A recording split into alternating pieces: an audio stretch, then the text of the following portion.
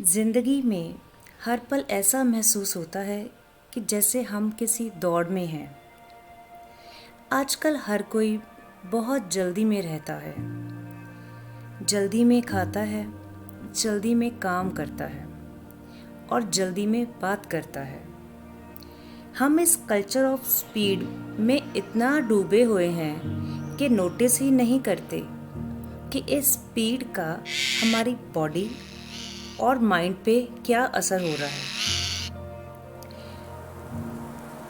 हर कोई कहता है आई एम बिज़ी।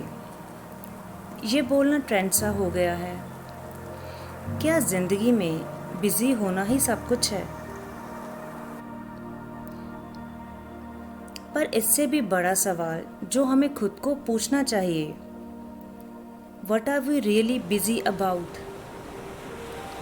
हम किस में बिज़ी हैं? हम क्या अचीव करना चाहते हैं स्पीडी लाइफ से? एक बार सोचिएगा ज़रूर। ज़िंदगी के डगमगाते हुए सफ़र ने मुझे स्लोइंग डाउन के बारे में बहुत कुछ सिखाया है। कई बार मैं सोचती हूँ कि मैं क्या कर रही हूँ, जो मैं कर रही हूँ क्या वो काफ़ी है? और फिर सोचती हूँ क्या सच में लोग बहुत कुछ कर रहे हैं? एक बार मैंने किसी से सुना था, अक्सर लोग वही करते हैं जो उन्हें करना चाहिए, वो नहीं जो वो असल में करना चाहते हैं। यही सोचते सोचते मेरी नज़र लैपटॉप पे पड़ गई और मुझे याद आ गए मेरे बहुत से पेंडिंग काम। तो शुरुआत की मैंने ईमेल डिलीटिंग से, टू मिनिमलाइज माय डिजिटल क्लटर। वैसे मेरा एक और इंटरेस्टिंग वीडियो है मिनिमलाइजेशन पे, वो भी आप ज़रूर देखना। अच्छा, हम बात कर रहे थे ईमेल्स की। जब मैं स्क्रॉल कर रही थी तो मुझे सात्विक मूवमेंट का मेल दिखा। कुछ महीने पहले I joined there 21 day 5 AM challenge. ये चैलेंज था 21 दिन सुबह 5 बजे उठने का। पहले दिन अलार्म बहुत बार बजा और बहुत बार बंद किया गया, पर मेरी हिम्मत देखो, मैं फिर भी उठी नहीं। नेक्स्ट डे मैंने खुद को बहुत समझाया कि सुबह उठने के बहुत बेनिफिट्स हैं। जैसे कैसे दूसरे दिन 5 बजे उठी, थोड़ा आलस आया और बहुत नींद आ रही थी, पर सात्विक मूवमेंट के होस्ट ने बहुत मोटिवेट किया और डायरेक्शन दिखाई। धीरे धीरे रूटीन बनता गया और फिर आदत सी पड़ गई 5 बजे उठने की।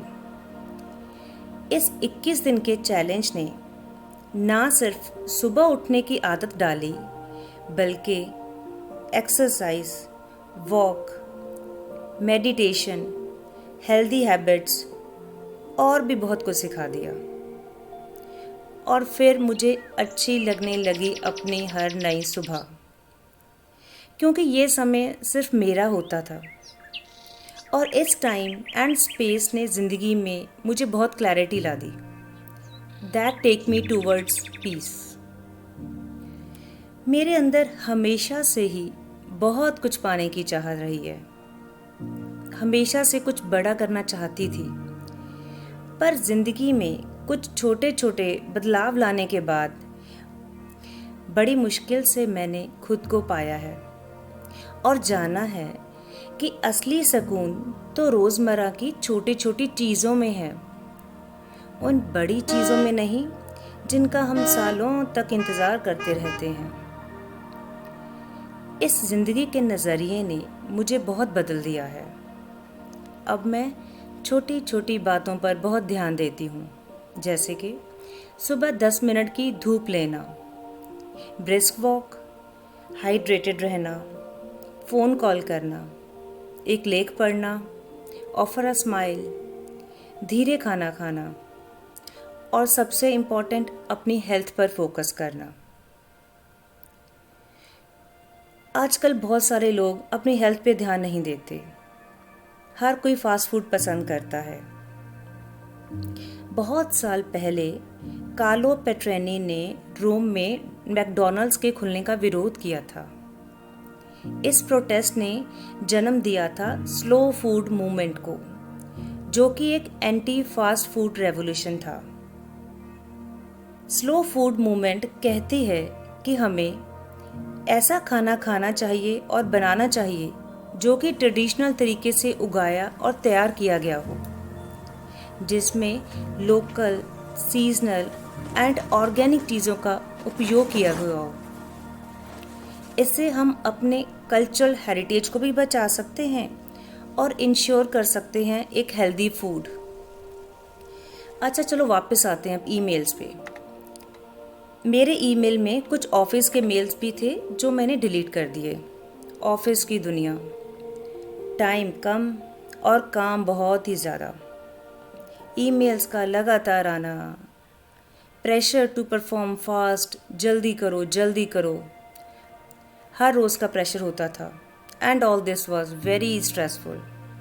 हालांकि कुछ कंपनियों ने आजकल अलाउ कर दिया अपने एम्प्लॉयज़ को to work few hours, take the lunch break, sit in a quiet room, switch off your laptops, ताकि उन्हें थोड़ा रिचार्ज होने का समय मिल सके।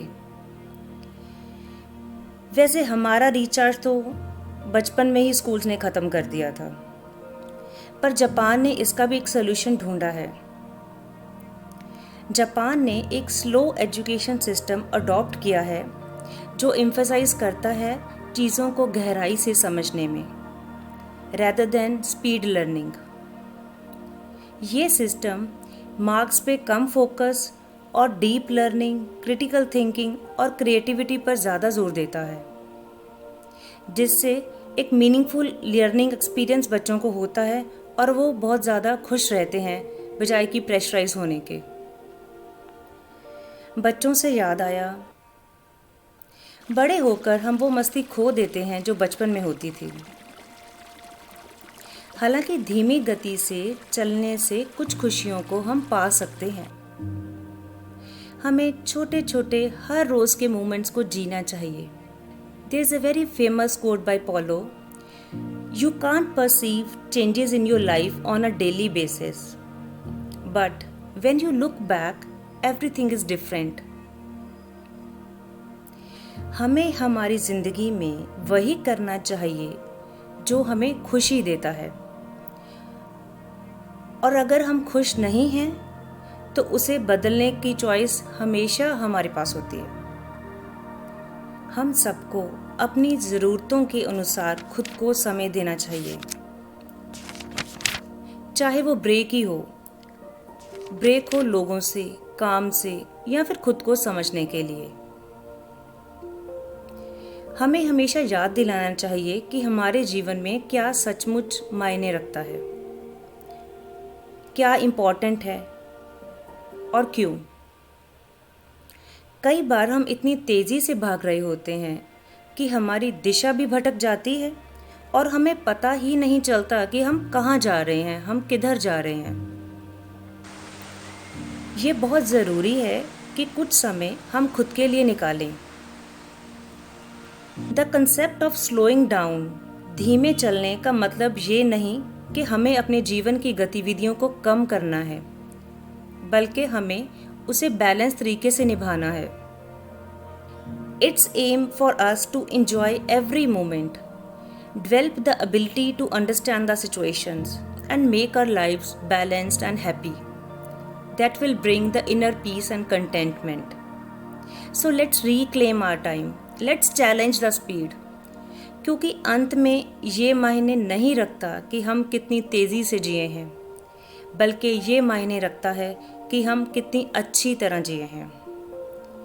धीमे चलें, हर पल का आनंद लें, अपने जीवन को सच्चे मायने में जिएं। So take a deep breath, step back and let's all slow down together on this beautiful journey called life. If you enjoyed this video, please don't forget to like, share and subscribe for more content. Until next time, stay mindful, stay balanced, stay happy. Thank you and see you in another video. Bye bye.